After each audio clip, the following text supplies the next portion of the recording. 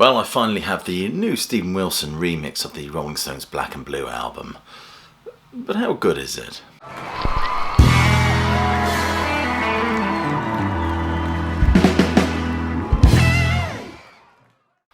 Welcome, classic rock fans, to a review of the brand new Steven Wilson remix of the Stones' Black and Blue.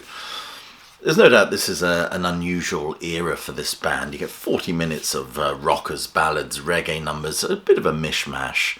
It's a patchy affair, but then I suspect that the adjective patchy could be applied to anything the Stones have done post Mick Taylor. And on this album you get, there's some wonderful songs on this album. It's one of my Patreons said, well, it's not my favourite Stones album. But then is it anybody's favourite Stones album, really? It is, as I said, I use that adjective again, patchy. But you get songs like Hot Stuff, Love Hot Stuff, Hand of Fate would make my top 5 Rolling Stones numbers, I suspect. Wonderful song. Cherry O Baby, I can certainly do without. I don't like the reggae stuff. Memory Motel, Hey Negrita, fantastic song. And Crazy Mama, I love that one as well. I'm also keen on the ballads. I just don't think Jagger suits ballads, quite frankly. He's got this big bluesy yop of a voice and a face like a chewed toffee. He should be singing rockers and bluesy numbers. Not all this crooning away over a piano. I don't think so. Just my opinion, of course. Although Wild Horses, is that ballad? Maybe an exception to the rule.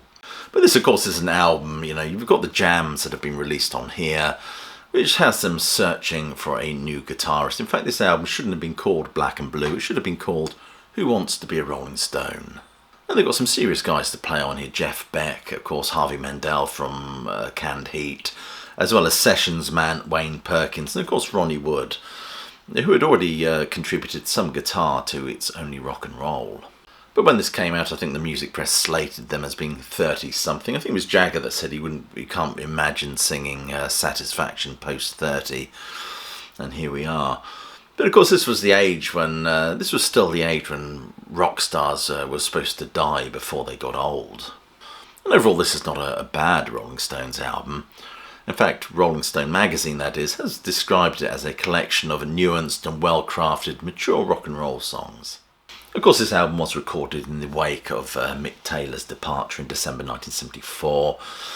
Keith Richards recorded the bulk of the guitar parts himself on this, though the album's sessions, as I've said, served as a kind of an audition for all sorts of wannabes to come in and show what they could do, really, in the context of the Stones' music. And even Keith Richards said the album is essentially for rehearsing guitar players. That's what that one was about. And of course, and as I said, of course, Wayne Perkins, Harvey Mandel, I think even Jeff Beck tries out. Ronnie Wood had played on the It's Only Rock and Roll album, also became a temporary touring member of the Stones in 1975, and an official member, of course, in 1976. And the rhythm section is absolutely top-notch. Here we get Bill Wyman and Charlie Watts, who appear on nearly all the tracks. But we also get additional work on here by Nicky Hopkins, Billy Preston, and percussionist Ollie E. Brown, also appearing on some of the tracks. This album was the second album to actually be self-produced by the Glimmer Twins. Of course, that pseudonym for Jagger and Richards. Even Black and Blue's cover is fascinating. It's a portrait photo, of course, which is, I think, their first since Between the Buttons and its 2 singles. And there's an interesting blend of material on here, from the plaintive, brilliant Smokey Robinson falsetto-inspired Fool to Cry, Not a Favourite of Mine, as well as some of the rockier ones like the almost disco funk of Hot Stuff and the wonderful Hand of Fate and Crazy Mama.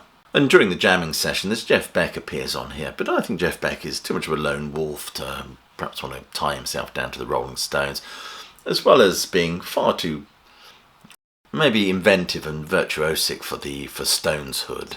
In terms of the remix, they've got that paragon of prog, Steven Wilson, to twiddle the knobs on this one. Many have said that sonically this is the best sounding Stones album ever. That's even before Steven Wilson got his mitts on it. But Steven Wilson tends to step back, I think, from the original mix and kind of let it breathe, really. He likes to create space, so sort of little nuances come through, and that's certainly apparent on this album. The songs fade in and fade out where they did on the original. There's no additional guitar solos found and added in. What I do notice in this mix, though, is Bill Wyman's bass sounds absolutely fantastic. And it's a good thing overall that the mix isn't too dramatic, as it allows the music to breathe and sound a lot more authentic, a lot more Stonesy, shall we say. But I would say overall it's an improvement on the original version that I had. Of course, this comes with a slew of unreleased stuff, outtakes and jams. I Love a Lady, Shame, Shame, Shame. Brilliant songs, I think. Really great. And then you get the Chuck Berry Style Jam, the Blue Zone Rotterdam Jam, and Freeway Jam. And as good as the unreleased stuff is, one has to wonder if Carnival to Rio will ever see the light of day. This was a funky song that the Stones pressed and recorded with Eric Clapton around this time.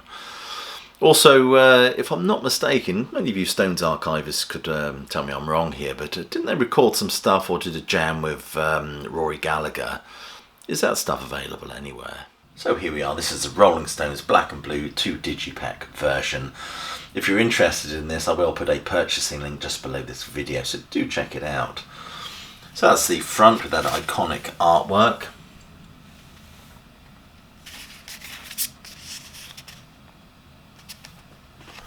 And there's the spine, I don't know if it'll focus. And it opens up like so, which is recreates the artwork that was originally on the inner sleeve, I believe. I'll move that across. And this is a little bit of a pet hate. I can't stand it when they stuff discs in like this, because they become awkward to get out.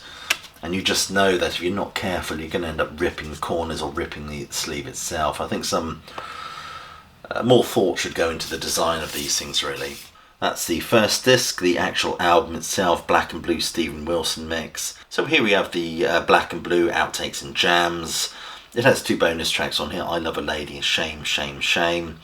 And I love those 2 songs, I really do. I just feel this 2 CD version was worth buying just to have those extra Stones numbers. And you get a series of jams, of course, the Chuck Berry Style Jam with Harvey Mandel, the Blues Jam with Jeff Beck, Rotterdam Jam with Jeff Beck and Rob A. Johnson, and Freeway Jam with Jeff Beck once more. And here we get the booklet. Overall, it's a wonderful, vibrant, clear reproduction of the artwork, and who wouldn't want to see those faces in HD?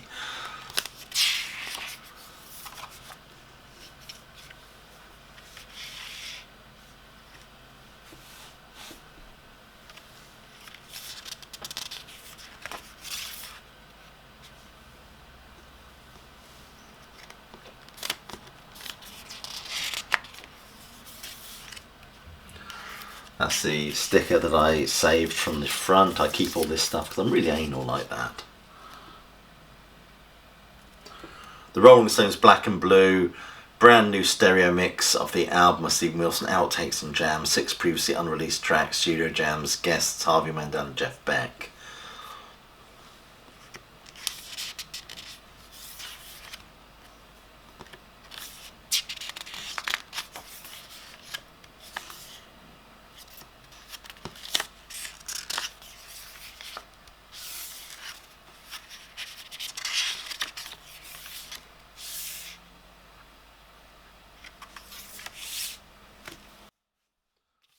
Anyway, that's my review of the Stones Black and Blue, the new remix.